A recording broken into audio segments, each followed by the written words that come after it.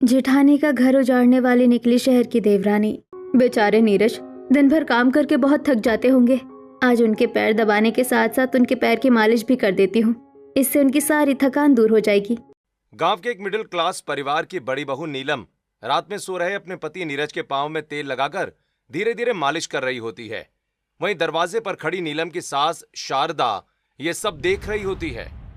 हाय, मेरी बहू को किसी की नजर ना लगे। पूरे गांव में मेरी बहू जैसा रिश्तों को जोड़कर रखने वाली बहू नहीं है। पूरे घर की जिम्मेदारी अकेले संभालने के बाद भी अपने पति की सेवा में कोई कमी नहीं छोड़ती। शारदा नीलम की नजर उतारती है और अपने कमरे की तरफ चली जाती है। और अगले दिन सुबह 5 बजे नहाकर नीलम अपने ससुराल के आंगन में लगे तुलसी के पौधे में जल चढ़ाती है। फिर सूर्य देवता को नमस्कार करती है। हे तुलसी मैया, हे सूर्य देव, मेरे पूरे परिवार पर अपनी कृपा बनाए रखना। मेरे घर को कभी उजड़ने मत देना। अपने घर वालों के लिए प्रार्थना कर नीलम घर की रसोई में आती है। गैस चूल्हे की पूजा कर नीलम एक तरफ सत्तू के पराठे और दूसरी तरफ डोसा बनाना शुरू करती है। पापा जी नाश्ते में सत्तू के पराठे खाएंगे और ननन जी को तो डोसा चाहिए होगा। इसके बाद नीरज जी के लिए आलू के पराठे, देवर जी के लिए दलिया और मम्मी जी के लिए रोटी सब्जी बना लूंगी। आज सब अपनी पसंद का नाश्ता अच्छे से करेंगे। नीलम सभी की पसंद का नाश्ता बनाना शुरू करती है। थोड़ी देर में घर के सभी सदस्य डाइनिंग टेबल पर आते हैं। भाभी आज मेरे लिए दलिया बनाइएगा। मेरे लिए डोसा। नीलम मेरे लिए आलू के पराठे बना देना। अब आपको बताने की जरूरत नहीं है कि आपके लिए क्या बनाना है। वैसे बताने की जरूरत तुम लोगों को भी नहीं थी, क्योंकि मुझे पूरा यकीन है मेरी बहू ने पहले ही हम सबकी पसंद का नाश्ता तैयार कर लिया होगा। बस अभी लेकर आती होगी। मम्मी जी लेकर आती नहीं होगी, लेकर आ गई। सबकी पसंद का नाश्ता तैयार है। ये ननन जी के डोसे, ये पापा जी के सत्तू के पराठे, आपके लिए रोटी सब्जी, ये देवर जी का दलिया और ये नीरज के आलू के पराठे। हाथों में खाने के बर्तन के ऊपर बर्तन सजाई नीलम रसोई से बाहर निकलती है और डाइनिंग टेबल पर सभी को खाना परोसती है।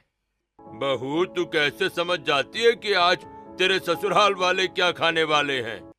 पापा जी कल रात मैंने आप सबके लिए थोड़ा ज्यादा तेल मसाले वाला खाना बनाया था और आप सबने बड़े स्वाद से खाया भी था। तभी मैं समझ गई थी कि आज सबका मन हल्का नाश्ता खाने का होगा। इसलिए आपके लिए सत्तू के पराठे, ननन जी के लिए डोसा, देवर जी के लिए दलिया, मम्मी जी के लिए रोटी सब्जी और इनके लिए आलू के पराठे बना दिए, क्योंकि ये तो पराठों के बिना मानेंगे नहीं।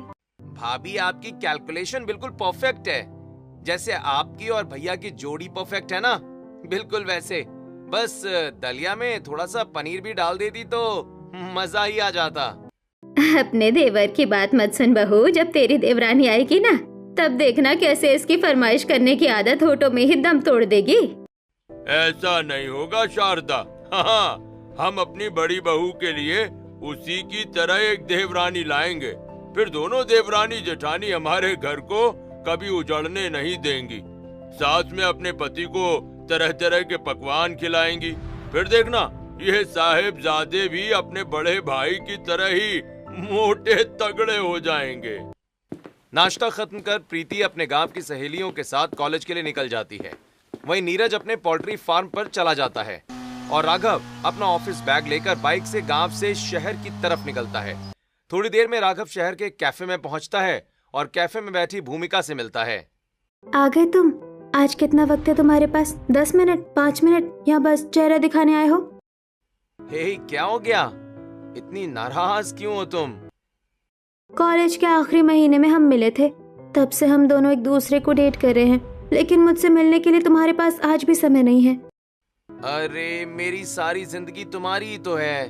बस अभी कुछ दिन अपने करियर पर फोकस कर रहा हूँ ताकि हमारा आने वाला भविष्य अच्छा और सुरक्षित हो। मेरे पास एक आइडिया है। तुम ऐसा करो, शहर में शिफ्ट हो जाओ।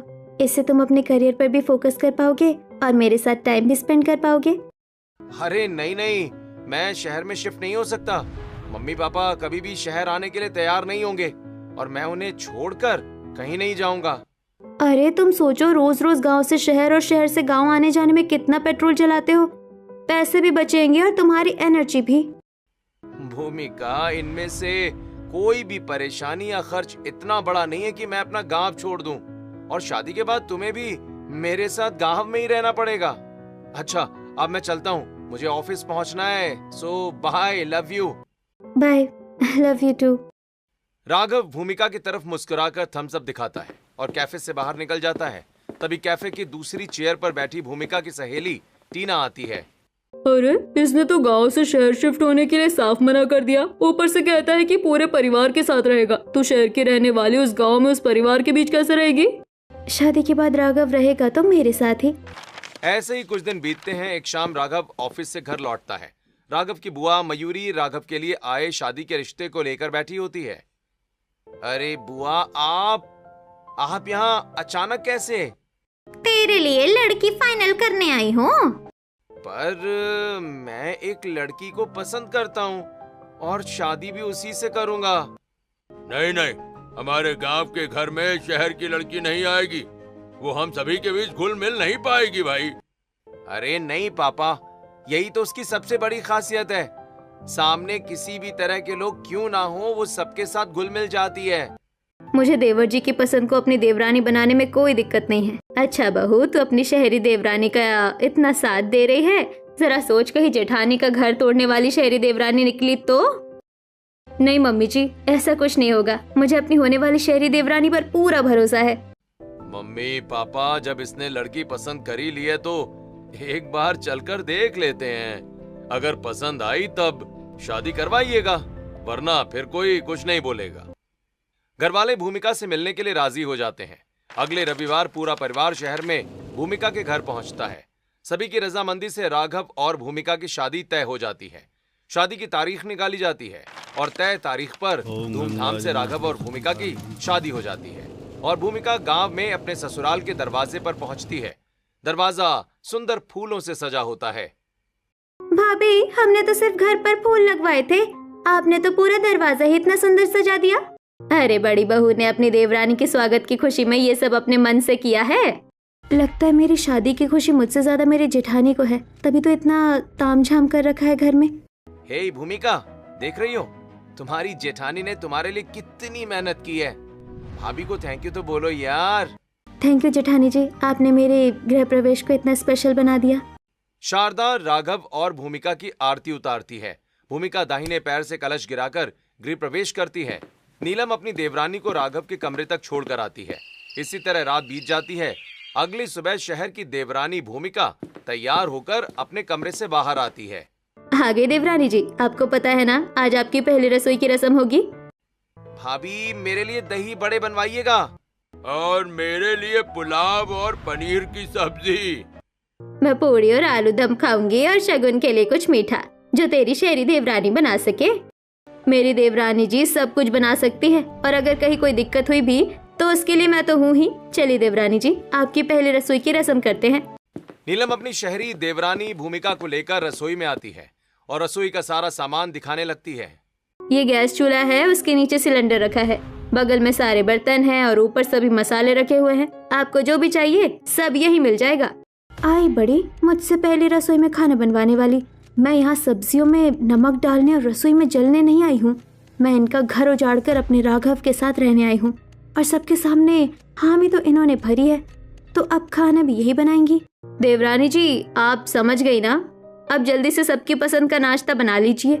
जेठानी जी, मुझे तो खाना बनाना ही नहीं आता। शहर में मैंने कभी खाना नहीं बनाया। ये क्या, आपने कभी खाना नहीं बनाया? ऐसी भी औरतें होती है क्या? खैर कोई बात नहीं, खाना बनाना कोई बड़ी बात नहीं है। मैं आपको बताते जाती हूँ, आप वैसे वैसे खाना बनाते जाइए। ठीक है जेठानी जी, बताइए क्या करना है। सबसे पहले एक बर्तन में 2 मुट्ठी आटा निकाल लीजिए और थोड़ा थोड़ा पानी डालकर उसे गूंद लीजिए। भूमिका एक बर्तन में 2 मुट्ठी आटा निकालती है और एक ही बार में जग का सारा पानी आटे में डाल देती है। जेठानी जी, ये आटा तो पूरा गीला हो गया। अरे देवरानी जी, एक बार में सारा पानी थोड़ी डालते हैं, थोड़ा थोड़ा पानी डालना होता है। ऐसा कीजिए, इसमें थोड़ा और आटा डाल दीजिए। जेठानी जी, मुझे कुछ समझ नहीं आ रहा। आप आटा गूंद दीजिए, मैं तब तक पनीर की सब्जी बना लेती हूँ, उसके बाद पूरियां तल दूंगी। शहर की चालाक देवरानी गांव की भोली भाली जेठानी से आटा गुथवा लेती है। नीलम पूड़ियां बेलती है। भूमिका गर्म तेल की कढ़ाई में जानबूझकर पूड़ी जोर से डालती है, जिससे गर्म तेल की कुछ बूंदें छिटककर नीलम के हाथों पर पड़ जाती हैं। आई माँ, अरे देवरानी जी, ऐसे नहीं, ऐसे तो आप अपने हाथ पैर ही जला लेंगी। थोड़ा आराम से। जेठानी जी, मुझे बहुत डर लग रहा है, कहीं मैं जल गई तो। मेरी भी तो अभी अभी शादी हुई है। डरिए मत देवरानी जी, ऐसा कीजिए, किसी तरह सिर्फ 10 पूड़ियां तल लीजिए, बाकी मैं देख लेती हूँ। नीलम अपने हाथों से भूमिका से 10 पूड़ियां तलवाती है। फिर भूमिका रसोई की खिड़की के पास खड़ी होकर मोबाइल चलाने लगती है और सारा खाना नीलम बनाती है। वहीं बाहर खड़ी पड़ोसने रसोई की खिड़की से आ रही खुशबू सूंघते हुए, अरे आज तो नीलम की शहरी देवरानी की पहली रसोई है ना, फिर इसकी रसोई में नीलम के हाथों के बने खाने की खुशबू कैसे आ रही है? लगता है शहरी देवरानी की पहली रसोई में जेठानी खाना बना रही है। और मुझे तो इसकी शहरी देवरानी बड़ी शातिर लगती है, कहीं अपनी जेठानी के भोलेपन का फायदा उठाकर उसका घर ना उजाड़ दे। बहन, मुझे भी यही लगता है कि जेठानी का घर उजाड़ने वाली शहरी देवरानी ही ना निकले। कुछ ही देर में नीलम अपनी शहरी देवरानी की पहली रसोई का खाना घर वालों को डाइनिंग टेबल पर परोसती है। नीलम बहू, तेरी देवरानी के हाथ में तो बिल्कुल तेरे जैसे स्वाद है। ये पूड़ी, सब्जी, पुलाव और पनीर की सब्जी बिल्कुल वैसे ही बने हैं जैसे तू बनाती है। माँ, दोनों देवरानी जेठानी हैं। कुछ तो चीजें एक जैसी होंगी। छोटी भाभी, आपने आज बहुत टेस्टी खाना बनाया है। आज मेरा कॉलेज नहीं है, वरना मैं आपका बनाया खाना अपने दोस्तों को भी टेस्ट करवाने के लिए ले जाती। ननन जी, आप जिस दिन कॉलेज जाएंगी मुझे आधा घंटा पहले बता दीजिएगा। मैं आपके लिए और आपके दोस्तों के लिए भी ऐसा ही टेस्टी खाना बना दूंगी। भाई, हम तो खामख्वा ही डर रहे थे। हमें तो हमारी बड़ी बहू की तरह घर को जोड़ कर रखने वाली छोटी बहू मिली है, घर उजाड़ने वाली नहीं। अपनी देवरानी की इज्जत बनाए रखने के लिए नीलम किसी को कुछ नहीं बताती है। इसी तरह शहरी देवरानी की पहली रसोई की रस्म पूरी हो जाती है। कुछ दिन बीत जाते हैं। एक दिन शारदा और भूमिका सब्जी मंडी से सब्जियां खरीदकर घर लौट रही होती हैं। तभी शारदा और भूमिका की मुलाकात कांति और शांति से हो जाती है। अरे शारदा बहन, अच्छा हुआ आप यहीं मिल गई, वरना कुछ दिनों से तो आपने घर से निकलना ही छोड़ दिया है। अरे दो बहुएं हैं, 2 बेटे बेटी और पति हैं। ये लोग मुझे हाथ पैर हिलाने ही नहीं देते। आज तो मैं खुद ही छोटी बहू को लेकर बाजार चली आई। अच्छा शारदा बहन, जरा ये तो बताओ, तुम्हारी बड़ी बहू की शहरी देवरानी कैसी है? मेरी छोटी बहू मेरे साथ ही है। मेरे बेटे ने खुद पसंद किया है। हमने तो बस शादी करवाई है। अभी तक तो अपने ससुराल में बहुत अच्छे से है, लेकिन जब तक जीवन है कोई ऊंच नीच ना आ जाए तब तक किसी के बारे में सही से पता नहीं चलता कि कौन कैसा है। बाकी अभी सब बहुत अच्छा है। घर चलो, तुम्हें अपनी छोटी बहू के हाथ का खाना खिलाती हूँ। मेरी छोटी बहू भी अच्छा खाना बनाती है। चलो, वैसे भी आज हम दोनों के पति शहर गए हैं। आई बड़ी सच्चाई की पुजारी। अब मैं देखती हूँ कि इस घर की इज्जत कब तक बनी रहती है। शारदा अपनी पड़ोसनों को अपने घर लेकर आती है और भूमिका को पड़ोसनों के लिए खाना बनाने रसोई में भेजती है। रसोई में आते ही भूमिका गैस सिलेंडर का नॉब खोलकर सिलेंडर की गैस जानबूझकर निकालने लगती है। अब देखना मैं कैसे इनकी बेइज्जती करूंगी। इन्होंने मेरी बेइज्जती की है ना, अब मैं इनका घर भी उजाड़ कर रहूंगी। गैस सिलेंडर से गैस निकालने के बाद भूमिका परेशान चेहरा बनाकर रसोई से बाहर निकलती है। तभी नीलम रसोई में आती है। क्या हुआ देवरानी जी, आप इतनी उदास क्यों हैं? आपको तो मैंने खाना बनाना सिखा दिया है ना? जेठानी जी, आपने खाना बनाना तो सिखा दिया, लेकिन गैस सिलेंडर खत्म हो गया है। क्या? गैस सिलेंडर कैसे खत्म हो सकता है? अभी तो उसमें करीब हफ्ते भर की गैस थी। बाहर पड़ोसनों के साथ कुछ मेहमान भी आए हैं। अब सबके लिए खाना कैसे बनेगा? मैं तो जा रही हूँ मम्मी जी को बताने। सभी पड़ोसनों और मेहमानों को वापस भेज दीजिए। दिमाग खराब हो गया है क्या आपका? चुपचाप रसोई में बैठिए, मैं कुछ करती हूँ। तब तक रसोई से बाहर मत निकलिए। नीलम तुरंत घर की छत पर जाती है। एक कोने में रखी 4 ईंटें और कुछ लकड़ियां उठाकर रसोई में लाती है। नीलम रसोई की खिड़की के पास 4 ईंटें जमाकर लकड़ियां जलाती है, पतीला चढ़ाती है और खाना बनाना शुरू कर देती है। ये देखिए देवरानी जी, खाना बनाने का इंतजाम हो गया। अब आप जल्दी जल्दी आटा गूंदिए। मैंने यहाँ सब्जी चढ़ा दी है, तब तक चावल भी तैयार कर लेते हैं। न चाहते हुए भी भूमिका को नीलम की मदद करनी पड़ती है। थोड़ी देर में खाना तैयार हो जाता है। भूमिका और नीलम पड़ोसनों और घर आए मेहमानों को खाना परोसती हैं और घर की इज्जत बचा लेती हैं। मुझे सबसे पहले जेठानी जी का घर उजाड़ना पड़ेगा, तभी मैं अपने पति के साथ अलग होकर आराम से रह पाऊंगी। अगले दिन सुबह भूमिका बैल्कनी में खड़ी अखबार पढ़ रही होती है। शारदा को बैल्कनी में आता देख भूमिका जानबूझकर जोर जोर से अखबार पढ़ने लगती है। सबके नजर में घर बसाने वाली जेठानी निकली घर उजाड़ने वाली। पूरे परिवार को रात में सुलाने के बाद सास के पांव दबाकर भरोसा जीतती रही और फिर अपने आशिक के साथ भाग गई। बहू, ये कैसी न्यूज पढ़ रही है तू? ये देखिए ना मम्मी जी, आजकल समाज में क्या क्या हो रहा है।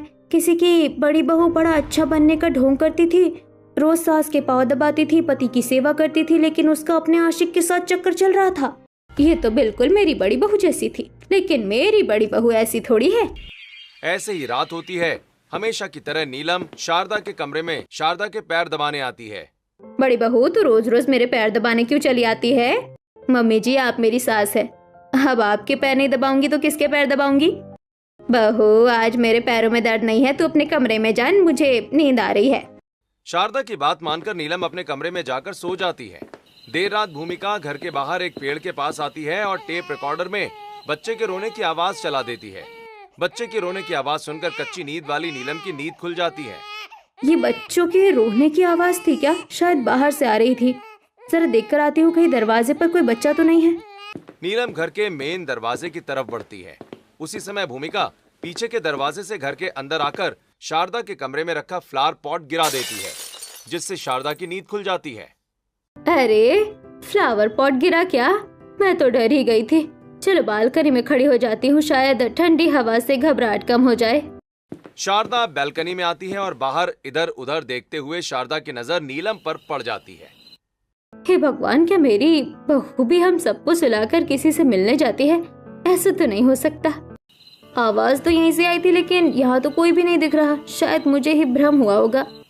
इसी तरह रात बीत जाती है।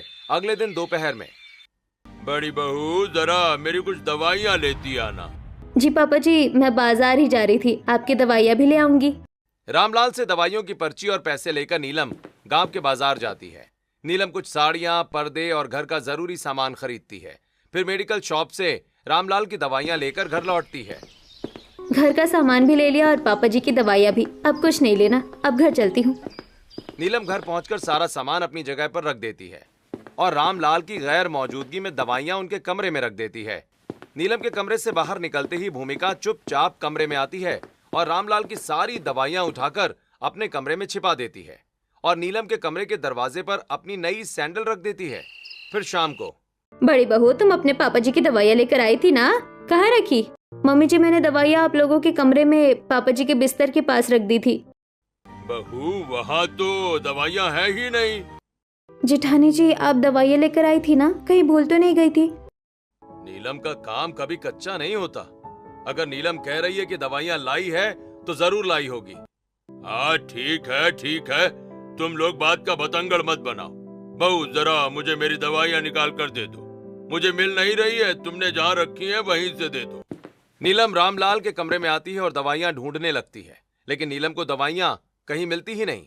मैंने यही दवाइयाँ रखी थी पापा जी, मेरा यकीन कीजिए।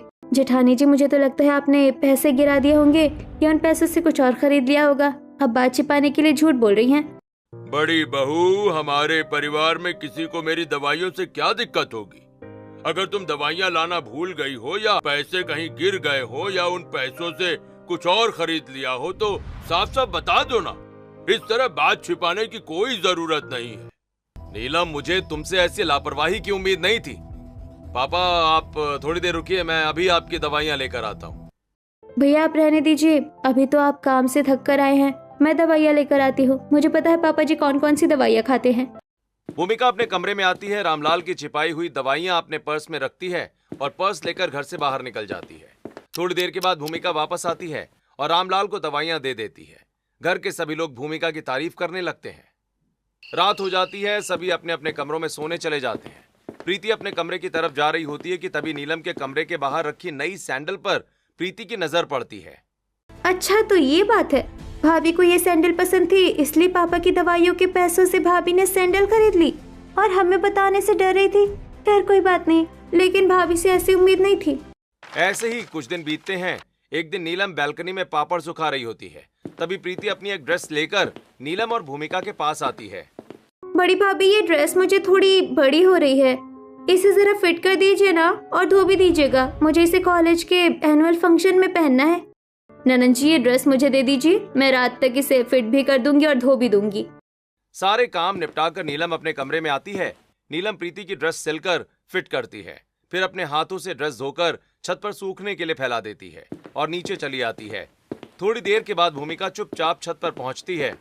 अपनी जेठानी का घर तो मैं उजाड़ कर ही रहूंगी। पहले सबके मन में जेठानी जी के लिए खटास पैदा करूंगी, फिर उसी खटास को दरार में बदल दूंगी। उसके बाद एक ही झटके में विश्वास की दीवार गिरेगी और पूरा घर उजड़ जाएगा।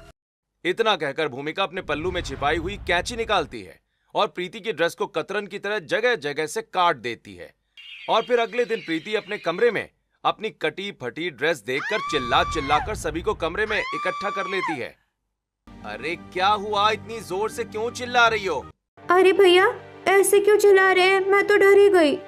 तू डर गई? तू इतनी जोर से चिल्लाई कि पूरा घर डरकर तेरे कमरे में इकट्ठा हो गया। अब बता क्यों चिल्लाई? ये सूट मैंने बड़ी भाभी को फिट करके धोने के लिए दिया था। भाभी ने इसे फिट तो कर दिया, लेकिन अब समझ नहीं आ रहा कि इस कतरन में कहाँ हाथ डालूं, कहाँ सिर डालूं। मेरा नया सूट कपड़ों के कतरन में बदल गया है। क्या बड़ी भाभी ने धोए थे ये कपड़े? हाँ ननन जी का ये सूट मैंने ही फिट करके धोया था और मैंने ही अपने हाथों से छत पर सूखने के लिए डाला था, लेकिन इसकी हालत कैसे हो गई? भाभी एक्टिंग करने की जरूरत नहीं है। उस दिन भी आपने पापा की दवाइयों के पैसों से अपने लिए सैंडल खरीदी थी, लेकिन मैंने किसी को कुछ नहीं बताया और आज आपने मेरा सूट भी खराब कर दिया। अब मैं कॉलेज के एनुअल फंक्शन में क्या पहनूंगी? बड़ी बहू आज कोई बहानेबाजी मत करना। अगर तुझसे कोई गलती हुई है तो उसे मान ले। नीलम क्या हो गया है तुम्हें? क्यों कर रही हो ऐसा? प्रीति तुम चिंता मत करो, शहर से मैं भी अपने कुछ मॉडर्न कपड़े लेकर आई हूँ। उनमें से जो तुम्हें पसंद आए वो पहन लेना। ननन जी की सूट कतरन कैसे बन गई? कहीं कोई जानबूझकर तो नहीं कर रहा, लेकिन अब मेरी बात पर यकीन कौन करेगा? ऐसे ही दिन बीत जाता है। अगले दिन दोपहर के समय नीलम रसोई में आती है। कल नीरज जी मुझसे बहुत नाराज हो गए थे, लेकिन मुझे पता है उन्हें कैसे मनाना है।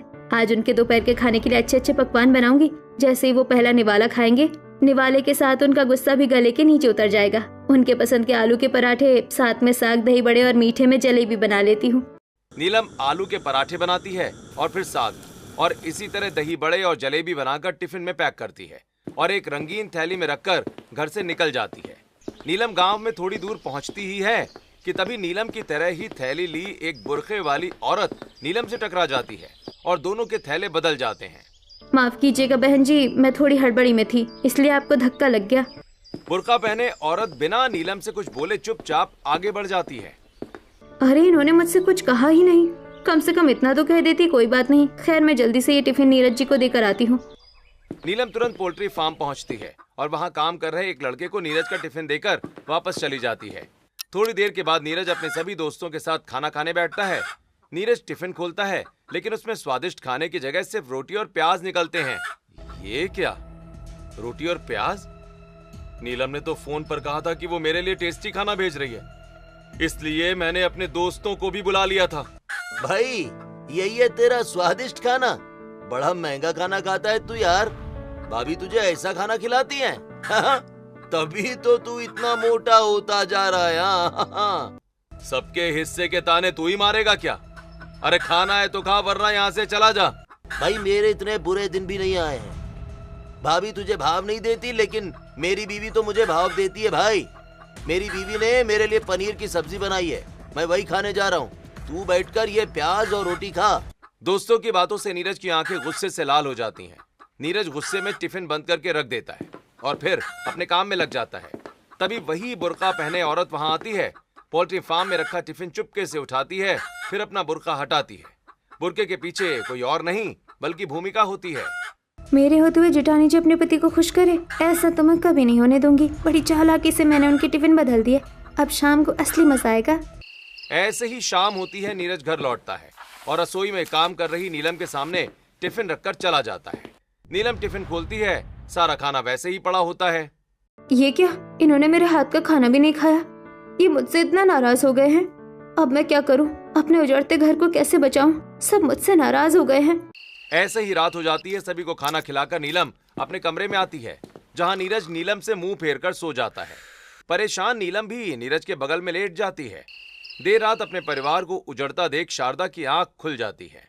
शारदा टहलते हुए बालकनी में आती है, जहां पीछे एक पेड़ की ओट में किसी को खड़ा देखती है।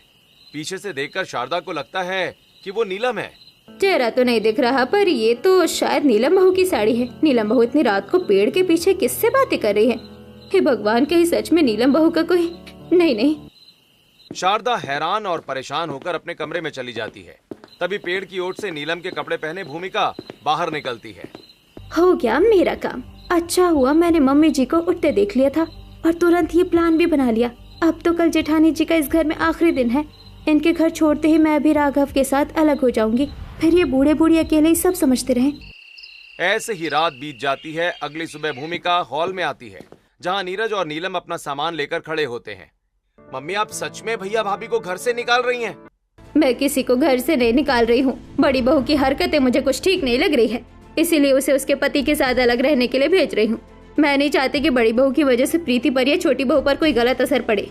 मम्मी जी, आपको जरूर कोई गलत फहमी हुई है। यकीन कीजिए, आपने मुझ पर जैसे आरोप लगाए हैं मैं वैसे बिल्कुल नहीं हूँ। चुप रहो नीलम, तुम कैसी हो और कैसी नहीं ये सच्चाई अब हम सबके सामने आ चुकी है। खुश रहो कि मैं तुम्हें तलाक नहीं दे रहा हूँ, सिर्फ परिवार से अलग हो रहा हूँ, वो भी सिर्फ तुम्हारी वजह से, वरना तुम्हें तो मैं गला घोंट कर मार देता।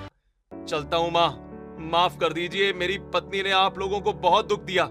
मुझे तो लगा था थोड़ा ड्रामा होगा, मुझे भी 2-4 बातें करनी पड़ेगी, लेकिन यहाँ तो मेरे बिना मुंह खोले ही सारा काम हो गया। नीरज नीलम को लेकर घर से निकल जाता है। बाहर खड़ी पड़ोसनें आपस में फुसफुसाने लगती हैं। छोटी बहू, अब बड़ी बहू इस घर में रही नहीं, इसलिए आज से सुबह उठकर तुलसी में जल चढ़ाना, घर की साफ सफाई करना, खाना बनाना और घर के बाकी कामों की जिम्मेदारी तुम्हारी है। अब तुम ही इस घर की इकलौती बहू हो।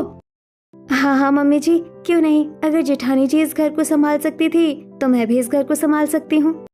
घर के सभी कामों की जिम्मेदारियां लेकर भूमिका रसोई में आती है। ये क्या बात हुई, इतने लोगों का खाना मैं अकेले बनाऊं, वो भी सबकी अलग अलग पसंद का। इन लोगों का दिमाग खराब हो गया है क्या? अपने ससुराल वालों को कोसते हुए भूमिका खाना बनाती है, फिर सभी के गंदे कपड़े धोती है, पूरे घर की साफ सफाई करती है और रात में बिस्तर पर पड़ते ही भूमिका थकान से गहरी नींद में सो जाती है। फिर अगले दिन, बहू, रसोई का राशन खत्म हो गया है और तुझे पता तक नहीं, जल्दी जा राशन लेकर आ। शारदा की फटकार से घबराकर भूमिका गांव की राशन की दुकान से राशन खरीदकर भारी बोरे कंधे पर उठाकर घर लाती है, जिससे भूमिका की बुरी हालत हो जाती है। हे भूमिका, मैंने अपने कपड़े निकाल दिए हैं, जरा उन कपड़ों को धो देना और अलमारी में रखे सभी कपड़ों को प्रेस भी कर देना। बहू, मेरे भी कपड़े प्रेस कर देना। पसीने से भीगी भूमिका घर भर के कपड़े लेकर प्रेस करने बैठ जाती है। गुस्से में कपड़े प्रेस करती हुई भूमिका अपने हाथ तक जला लेती है। 2 घंटे से कपड़े प्रेस कर रही हूँ, फिर भी कपड़े ही खत्म नहीं हो रहे हैं, और ये साड़ी, एक साड़ी प्रेस करने में ही आधा घंटा लग रहा है। पता नहीं जेठानी जी इतना सारा काम इतनी जल्दी कैसे कर लेती थी। इस घर को बनाए रखना बड़ा मुश्किल काम है, कब मैं इन सबसे अलग हो पाऊंगी। भूमिका, अभी भी तुम हमारे घर को उजाड़ने के बारे में ही सोच रही हो? राघव की आवाज सुनते ही भूमिका चौंक जाती है। राघव के साथ पूरा परिवार अचानक कमरे में आ जाता है। राघव, आप लोग, मैं तो बस ऐसे ही बड़बड़ा रही थी।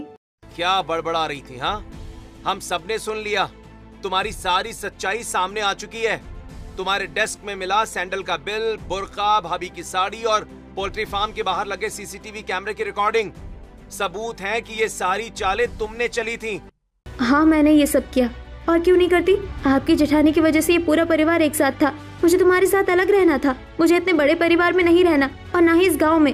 तो फिर मैं तुम्हें डिवोर्स देता हूँ। तुम भाभी का घर उजाड़ना चाहती थी ना, अब तुम्हारा खुद का घर उजड़ेगा। तभी अचानक नीलम और नीरज अपना लगेज लेकर कमरे में आ जाते हैं। नहीं नहीं देवर जी, ऐसा अनर्थ मत कीजिए। जेठानी जी, मम्मी जी, आपने तो इन्हें घर से निकाल दिया था ना, फिर ये यहाँ कैसे है? बहू, मेरे बाल धूप में नहीं पके हैं, दुनिया मैंने भी देखी है। छोटी भाभी, ये सब मम्मी का ही प्लान था। जिस दिन आप भाभी की साड़ी पहनकर पेड़ के पीछे किसी से बात करने की एक्टिंग कर रही थी, आपको लगा मम्मी सिर्फ आपको देखकर कमरे में चली जाएंगी, लेकिन मम्मी तुरंत भाभी के कमरे में गई जहाँ भाभी आराम से सो रही थी। उसी दिन आपका भेद खुल गया। अगले ही दिन हमने भाभी और भैया से सारी बात बता दी और उनकी सारी गलतफहमियां दूर की, और आपके खिलाफ सबूत तो हमें मिनटों में मिल गए। पापा, आपके पास वकील का नंबर है ना? फोन कीजिए और कहिए कि डिवोर्स के पेपर तैयार करें। नहीं राघव, मुझे डिवोर्स मत दो। मुझे समझ आ गया है कि एक घर को उजाड़ने में और घर को बसाने में कितना अंतर होता है। घर उजाड़ना मिनटों का काम है, लेकिन घर बसाना सालों की मेहनत है। मुझे माफ कर दो। पापा, फोन लगाइए वकील को। पापा जी, 1 मिनट, किसी को फोन करने की जरूरत नहीं है। और देवर जी, मैंने इतने सालों से इस घर को बसाया है।